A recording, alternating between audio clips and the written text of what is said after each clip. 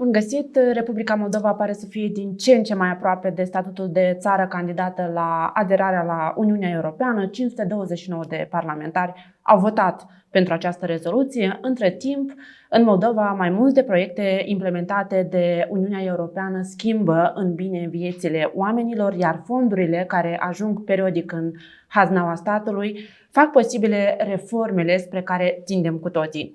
Astăzi vă invit să-l cunoaștem împreună pe șeful delegației Uniunii Europene în Republica Moldova, excelența sa Jānis Mažeiks. Domnule ambasador, bună ziua și vă mulțumesc pentru amabilitatea cu care ați dat curs acestei invitații. What has it been like to start your mandate in a country that is on the border with a real war? And what have been the challenges on this track so far? Well, first, the country was already dynamic before the war, and I think this was the good part of the dynamics in Republica Moldova, because you can see that the country is changing and changing for the better. But unfortunately, the country has also faced a number of crises also since I have arrived here. And one of the biggest crises has been linked with Russian aggression in Ukraine. And obviously the most visible part of that impact has been the large number of refugees that have come either through Republica Moldova or to Republica Moldova.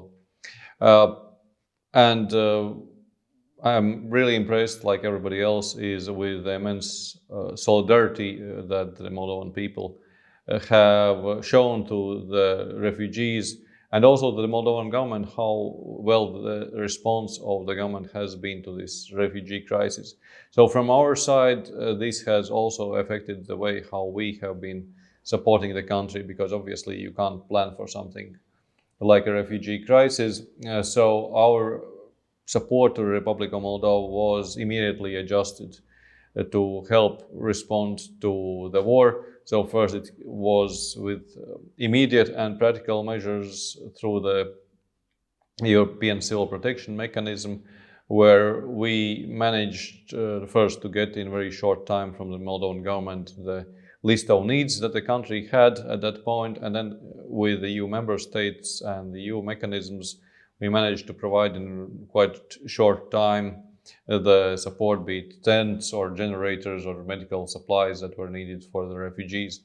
And then as the situation was evolving, we could also support the country in other areas. So for instance, bringing more people from the EU to support the country, for instance, the Frontex and UBAM that are supporting the Moldovan border guards and customs officials on the borders so that the border can be better managed, or support for settlement of the refugees who are now currently in the Republic of Moldova, if they are ready to move to other European Union member states other than Romania, because to Romania they can get easily by buses. Moldova has benefited of the EU assistance for years and has been called a success story, but we still have deficiencies in justice, corruption, infrastructure. From your perspective, how is our progress to see so far? I think you are showing very good progress, but early stages, because unfortunately the development of the country and the cooperation with the European Union has been uneven through the years. So there have been periods when this development has been faster and periods when it has been slower, and even periods where it has been backtracking. And that is one of the reasons why the issues such as justice reform and fighting corruption has not advanced to the extent that we as European Union would have wanted. We have been speaking about this for years, but this is something that will take time to put right.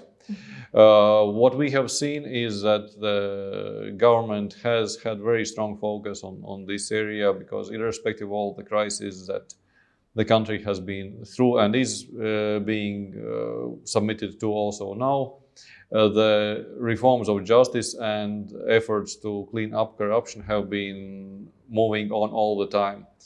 And we have seen that this work has been done according also to our recommendations to engage the Moldovan civil society, to engage Council of Europe and the Venice Commission. And we are now seeing that there are the first real results, like the pre-vetting of the judges and prosecutors. But this is a process that everybody knows will take time. It's not a matter of, and when I'm speaking time, it's not a matter of months. And that is why also the European Commission's opinion on the application of the Republic of Moldova for membership highlights corruption and the justice sector as one of the most important areas where progress needs to be made. So this is something that we will be engaging also in the coming years. Of course, this is not an area where the Republic of Moldova would be alone. We are also providing support in this area, but this is an area which we will have to have our engagement also in the future. Excellency, we come from Latvia. We're working within Ministry of Foreign Affairs. The Baltic countries have a special history of the EU integration and detachment from the Soviet past. How do you think a similar scenario would work for Moldovans? I think it can work for the Republic of Moldova, and this is a matter of determination of the people of the Republic of Moldova. The advantage that the Baltic states had was this very clear vision and it was a shared vision by everybody in the societies, was that these countries wanted to be part of the European project. In fact, the phrase was used, return to Europe. In other words, it was felt that it was, speaking from my national former capacity, that it was a place where we belonged in Europe and that we need to do whatever is necessary to get back there. And that is why in the Baltic states case, the governments may have changed, but the priority was always very clear that this European integration is one of the most important elements for the country's development, and that's why the successive governments were working for this very hard. If Republic of Moldova manages to stay on this course, and we from our side are ready to support this course because obviously it is something that we are very much interested of doing, to have closer and closer relationship with the Republic of Moldova, and hopefully also having Republic of Moldova as a member of the European Union. If this strong determination of the people and of course the authorities is preserved, yes, I think you can also replicate this story. Former EU Ambassador to Moldova, Peter Mihalko, made harsh statements about the investigation of the legendary theft of the billion, statements which were supported by other ambassadors of EU member states in Chișinău. In the meantime, there has been a change in the state leadership, and the investigation is making slow progress.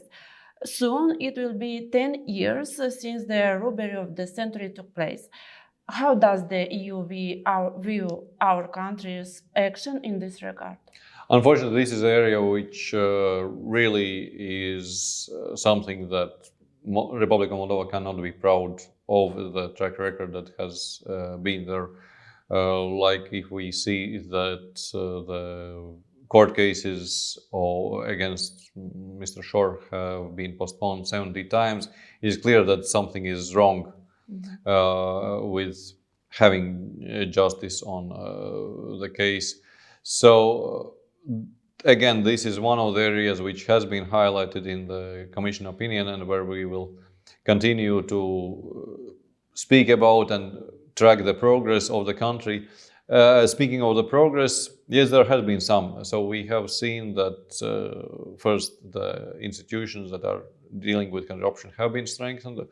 Also, there has been stronger cooperation within the joint investigation team with Latvia, because, as you know, Latvia was involved, the Latvian banks were involved in the theft of the billion. And so I hope that progress will be shown, but again, this is part of the bigger picture, unfortunately, that it's about also cleaning the system in general. Moldova is a rather small country and until recently was get little known on the international arena. Before being appointed to Chisinau and coming here as the head of the EU delegation, what did you know about Moldova and its political, social and economic situation? Well, for me, Republic of Moldova was not an unknown territory, and I think you shouldn't even call yourself small because most of the countries in Europe are small. There has been even the saying that European Union consists of those countries who are small and those who haven't realized that they are small. Because in the globalized world, size is quite relative. And so that is why this European project is so important, that we can pool the resources together and we do not have to speak of big and small countries. But, well, again, I have to return to my former experience as a Latvian diplomat. Of course, Moldova is an important part for Latvia as Eastern Partnership country. And what we also had seen is that, and I think this is not about me personally, but about the view from the European Union in general, that the image of Moldova has been shifting. There have been periods when Republic of Moldova was seen as a poster boy or the best student in class in the Eastern Partnership, and then there were periods when there was not this image at all. And I think it is very good that currently Moldova has regained this image of being a frontrunner, that where there is the commitment by the people, by the president, by the government to make the country better, to rid it of the past problems and to bring it closer to the European Union. What do you think are the key areas where our country could achieve progress and visibility in the international level? I think that, well, first you have already gained quite a lot of visibility in the positive sense, and that is through your remarkable actions in the refugee crisis, because everybody knows that the Republic of Moldova is hosting the highest proportion of refugees in Europe, and that the people are welcoming in their homes the vast majority of those. And I think this is the clearest and easiest way how to reaffirm the spirit of solidarity, which is one of the European values in the broader world. Where Moldova can gain more visibility and prominence, well, I think it's primarily through your economic performance. Of course, there are things that are well known, like the Moldovan agricultural products, but what we see also in Europe is that a third of Moldovan exports to the European Union are cables for cars, which shows already Moldova as a technologically advanced and country that is integrated in those bigger value chains, so where you can have also other kind of future, not just agriculture. And of course, I think one more area where you can have more visibility and you will get more visibility is your people's talents in the IT sector. Because if already now the IT sector produces 7% of your GDP, I think this is the direction where your country should be developing, because, well, Moldova is fighting with depopulation, with low incomes. In this area, you can have very good quality of life, staying in the country and earning good wages, most likely working for and with European companies. So I think there I can see only advantages for the country if this very successful trend continues. In your opinion, what are the biggest problems that Moldova and Moldovans are struggling with? I think we have already talked about one of them, and that is corruption, because corruption is not just about the impact on a particular court case or in particular contract. It's about the strength of the society, because you can be good, but if you are affected by corrupt actions by somebody else, well, your strength is weakened and you can lose faith in the country or be willing to do something like that yourself. So I think working on this area is very important. Second is economy. And this is a difficult period for the country because you have been facing the energy crisis, the COVID, and now everything that is related to the war in Ukraine, not only the costs of hosting refugees, but also for replacing the sources for different imports or exports. So I think this is an area where it is important to strengthen work because, well, Moldova is currently among the poorest countries in Europe, and if this demographic pressure can be resolved, and it can be resolved only by also raising the people's incomes. And linked to this, the third area would be the social sector, because it is clear that in this crisis there will be the need to support the most vulnerable ones. The government already did support the people in the past winter, also with the EU support, where we were providing budget support worth 60 million euros, so which did provide quite a significant part of the government subsidy. But I think it would be important to establish, and I understand this is where the government is currently working on, to focus this assistance more so that this assistance reaches those who are the most vulnerable, and of course that would also mean saving resources for other purposes as well. What were the objectives you set yourself in the beginning of your mandate, and what was the rationale behind them? Well, first of all, much of my priorities are being set by the European External Action Service and the European Commission, because they already give me a mandate what to do, and largely this is to promote the implementation of the association agreement and of the DCFTA with Republica Moldova in all its aspects, because these are quite broadly encompassing documents, and so this already sets the scope for work that is more than enough. If I can add also my personal wishes that I had, I use this as a possibility to add my contribution to this European project, because if you're working for a national member state, you're representing one country, and if you are representing the European Union, well, you're representing all the institutions as well. On a real, pragmatic and practical level, in the integration of the Republic of Moldova into the European Union, a dream, or is it a dream with real potential to come true? Well, first of all, it is a dream, and I think it's a very good dream because, well, we need to have a dream, to have this vision in front of us where we want to be. But it is a very real dream.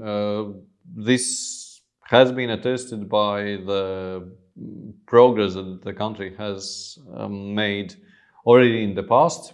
Let us not discard that the relationship of the Republic of Moldova with the European Union has been developing not just in the last 2 years, but much longer than that.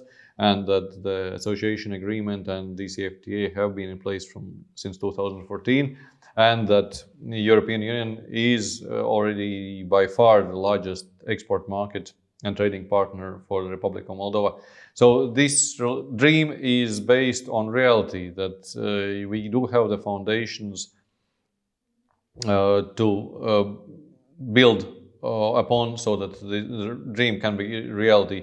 But it will take a lot of effort, and this is also recognized by everybody that is in the Moldovan leadership, that this is not something that will come quickly, and this is not something that will come easily, because European Union is not just a dream, it's not just a community of values, but it's also a set of very detailed mechanisms. And the last question of this part, what does not Moldova have?